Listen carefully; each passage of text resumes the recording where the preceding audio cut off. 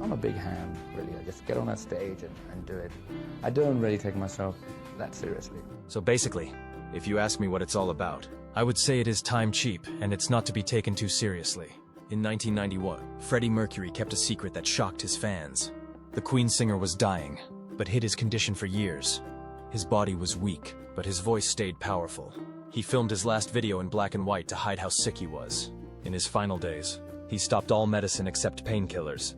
After telling the world what he had, he died just 24 hours later. Today, we're revealing what really happened to Freddie Mercury in his final days. Freddie Mercury was born as Farooq Bulsara on September 5, 1946, in Stone Town, Zanzibar.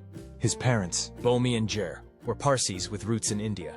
They came from the small city of Bulsar, now called Valsad in Gujarat. His family followed the Zoroastrian religion, which came from ancient Persia.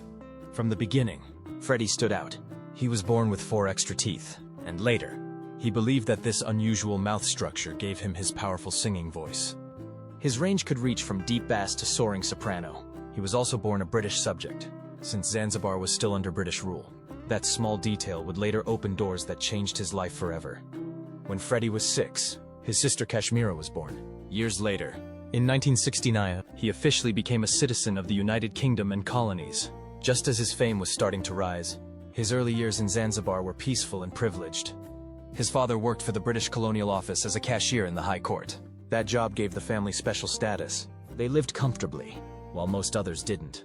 Freddie first went to school at a missionary-run place where Anglican nuns taught him. It gave him a taste of British education. But all that changed in 1964. A violent revolution broke out in Zanzibar. Thousands of Arabs and South Asians were killed. The Bulsaras had to flee. They left everything behind and escaped to England. Freddie was 17. It was a sudden shift from island paradise to cold, gray Belgium. Life was never the same again, but the real beginning had already started years earlier. When Freddie was 8, his parents sent him to St. Peter's School in Panchgani, India. It was a British-style boarding school tucked in the hills outside Mumbai. The place was strict. Students wore uniforms, followed rules, and spoke proper English.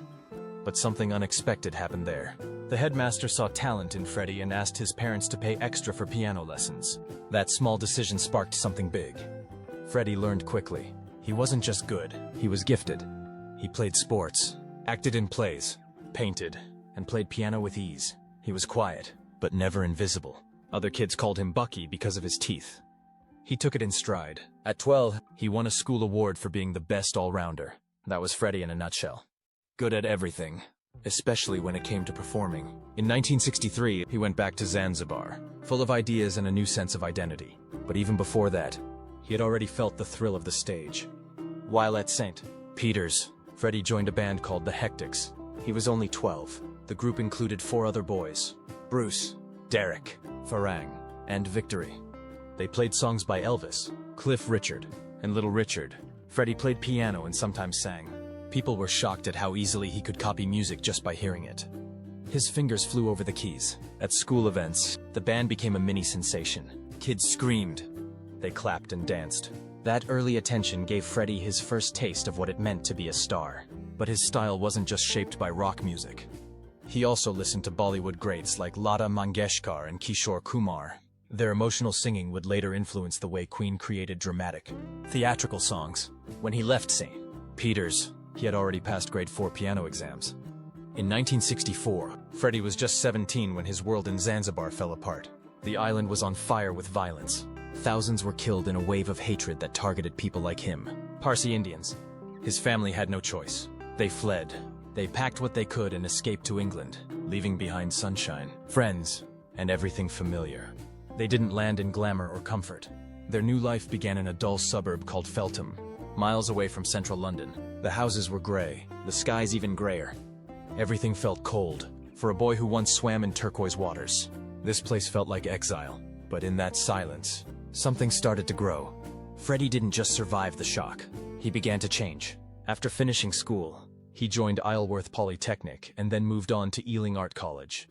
That's where the magic began. Ealing wasn't just a school, it was a playground for rebels, artists, and misfits.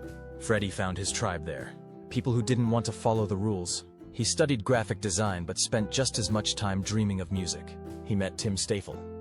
They clicked. They were both into music, both thinking bigger than just classes. Freddie even helped make an underground magazine that mocked the design world he was supposed to join. He wanted more. Outside of school, Freddie was falling hard for Hendrix. The moment he heard him, something lit up. He didn't just listen, he sketched him, followed his performances, studied his moves. He wanted that kind of power on stage. He didn't want to sing. He wanted to command. That obsession pushed him into a band called Ibex. They weren't famous. They played in pubs and shared flats. But Freddie was happy. He could try things, fail, and try again. He was becoming something different. His ears were wide open. He soaked in everything, from Aretha Franklin's voice to Lennon's lyrics. He loved the Beatles' harmonies, but he also loved the wildness of Elvis. His mind was a blender, mixing soul, rock, and glam. At the same time, he was selling clothes at Kensington Market with Roger Taylor. They worked together, hung out, and laughed a lot. That job wasn't just a paycheck. It gave him style. He learned what looked good, what turned heads, and slowly, he began to stand out, not as Farouk, but as Freddie. Freddie Bulsara was just 22 when everything started to change. He had just finished art school in London and wasn't sure where his future was going. Then, in August 1969, he met a band from Liverpool called Ibex. They weren't famous. They had only played a few gigs, but Freddie saw something in them, and they saw something in him. In just 10 days, he learned all their songs, added some of his own, and traveled with them to Bolton. That's where he performed on stage for the first time, at the Octagon Theatre. The crowd didn't know it yet, but they were watching a star being born. Freddie didn't just sing. He moved. He dazzled. He owned the stage. The band had never seen anything like it. One member said, "We used to just play and not worry about putting on a show." But Freddie changed all that. Even though he only had one pair of trousers and one shirt, he walked like a rock star. By October, Freddie had convinced the band to change their name. Ibex became Wreckage. The sound changed too. Freddie started writing more songs. He worked with guitarist Mike Burson, and together, they made songs like Vagabond Outcast and FEWA.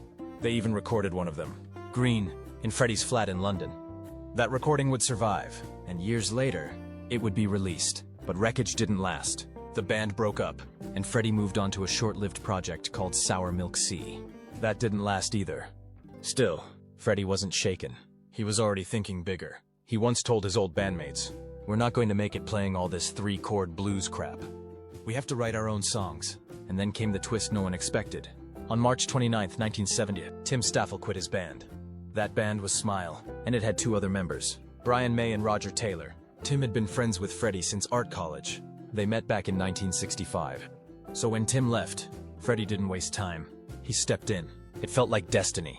Smile already had talent, but Freddie brought something different, something magnetic. He had the voice, the vision, and the confidence. Even before he joined, he used to go to their gigs and tell them how they could do better.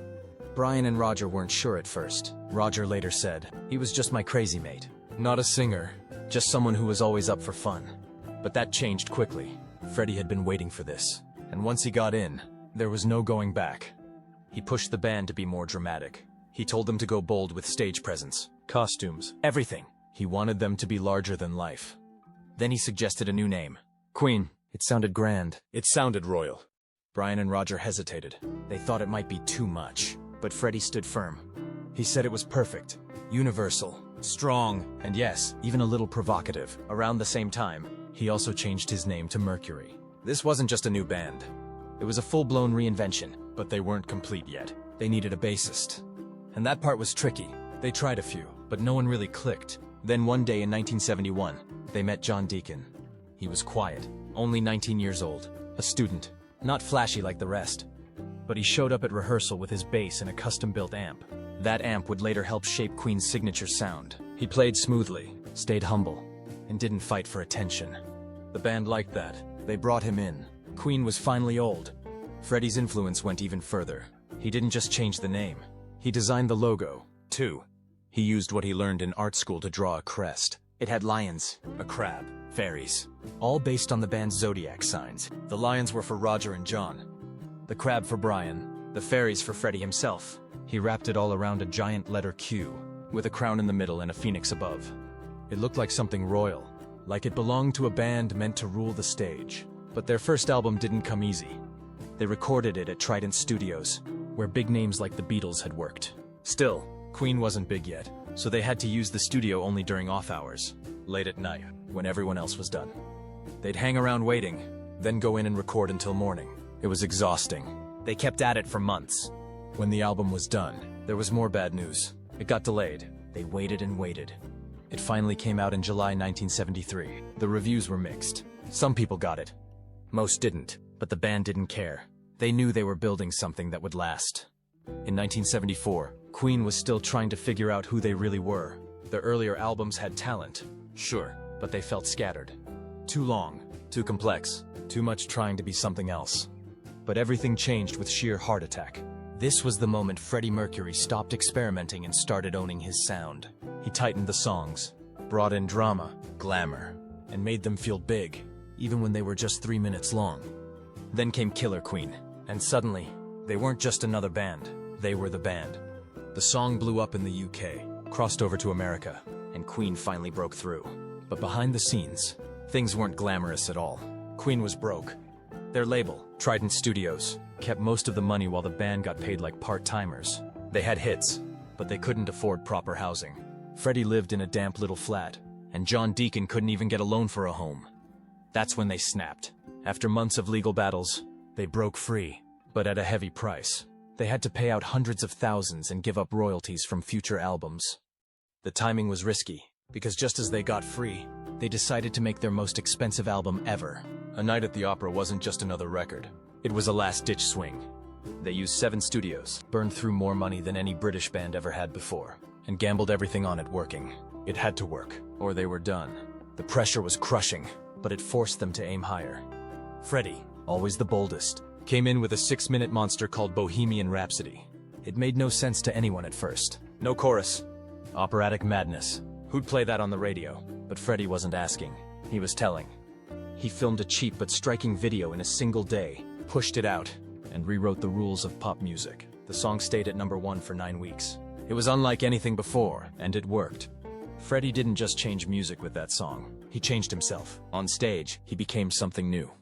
He wasn't just singing. He was commanding, strutting, performing like a man possessed. His voice could hit crazy highs and heartbreaking lows. He could stand in front of 20,000 people and make each one feel like he was singing just to them. That broken mic stand he accidentally snapped, he turned it into a prop, a weapon, a signature move. By the time he sang Bohemian Rhapsody live for the first time, people weren't just watching a concert. They were watching a showman in full bloom. Then came that night in 1977, Bingley Hall. After the band played, the crowd suddenly started singing. You'll Never Walk Alone. No one planned it. It just happened. Freddie watched, amazed. He turned to Brian May and said, "We need songs for this." That moment inspired We Will Rock You and We Are the Champions. 2 of the most iconic stadium anthems in history were born from one raw emotional moment with the fans. Mercury wasn't just performing anymore. He was creating music that crowds could scream back at him. And they did every night. By the time Another One Bites the Dust dropped in 1980, Freddie had taken Queen far from their glam rock roots. The song was funky, edgy, and totally unexpected. People thought Queen couldn't pull that off, but they did. It became their biggest United States hit. Mercury never stayed in one lane. He kept moving, kept reinventing. That's why his music kept reaching new people. No one could pin him down, and with success came indulgence. Mercury didn't believe in saving money. He believed in spending it. If he liked something, he bought it. If his sister needed a kitchen, she got a new kitchen. If a jewelry store was closed, he'd have it open just for him. His birthday party in Ibiza was pure madness. 700 guests, a giant cake modeled after Gaudi's cathedral, and hundreds of broken glasses by the end. Freddie didn't just live large. He lived louder than anyone else, but not everything he did turned to gold. In 1984, Queen decided to play in Sun City, South Africa, right in the middle of the apartheid regime. It was legal, but it was controversial. There was a cultural boycott. Most artists refused to go. Queen went anyway. They said it wasn't political, but others saw it differently. The backlash was brutal. They got fined, blacklisted, and called out in protest songs. Years later, even the band admitted they might have made a mistake. They didn't do it for money. They claimed, but the damage was done. Freddie Mercury was always chasing something new. In 1980, that chase led Queen into unfamiliar territory. A film soundtrack for Flash Gordon. It wasn't a full-blown rock album, and only a couple of songs had lyrics. Brian May did most of the heavy lifting, diving into synthesizers, which were still new for the band. Fans didn't quite know what to make of it. Some thought the music was more exciting than the movie. Others didn't get it at all. But that strange project hinted at something bigger. Queen was about to shift directions. And not everyone would follow. Just 2 years later, they went even further off course with Hot Space. This was disco, funk, synths everywhere. It wasn't the Queen people remembered. John Deacon and Freddie were into it. Brian and Roger weren't. The tension was obvious, and so was the damage. Long nights in Munich turned into long fights.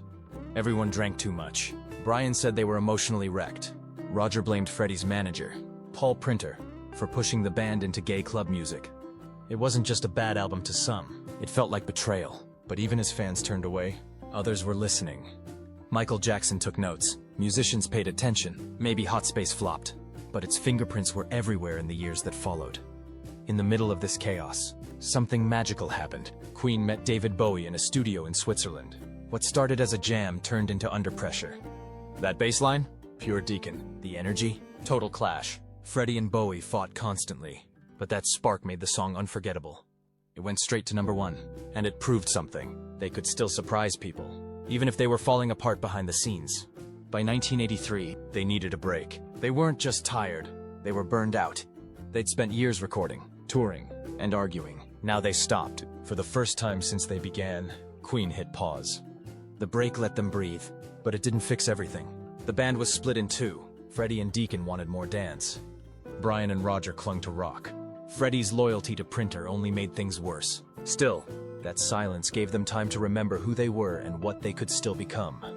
Then came the Works in 1984. It was the reset they needed. Freddie brought his flair. Deacon added rhythm, but Brian and Roger finally got their guitars back. The sound was balanced. Rock and pop together. Radio Gaga exploded. I Want to Break Free became an anthem. The band was back. They stayed on the charts for nearly 2 years. And this time, the whole world noticed. Except America. The video for I Want to Break Free showed the band in drag. The UK got the MTV didn't. The video was banned. Fans turned away. In Rio, when Freddie wore the costume on stage, the crowd threw things at him. It was brutal, and Queen never fully recovered in the US after that. Freddie didn't stop. He had something else to prove. In 1985, he released Mr. Bad Guy, his solo album. It was pure Freddie. No compromises. All him. He dedicated it to his cats and filled it with dance beats, sad ballads and cheeky fun. Some fans loved it. Others didn't. The US barely noticed. But for Freddie, it wasn't about sales. It was about freedom. He had spent years trapped in the Queen machine. Now he was doing it his way. And then he did something no one saw coming. He teamed up with an opera star, Montserrat Caballé. She was one of his heroes, and somehow he got her to say yes. They met in a hotel in Barcelona. He played her a demo, singing her parts in falsetto. She was stunned. They recorded Barcelona and it was magic. It mixed opera and rock in a way no one had ever done. When Barcelona was chosen for the 1992 Olympics, the song became an anthem. They even made a full album together.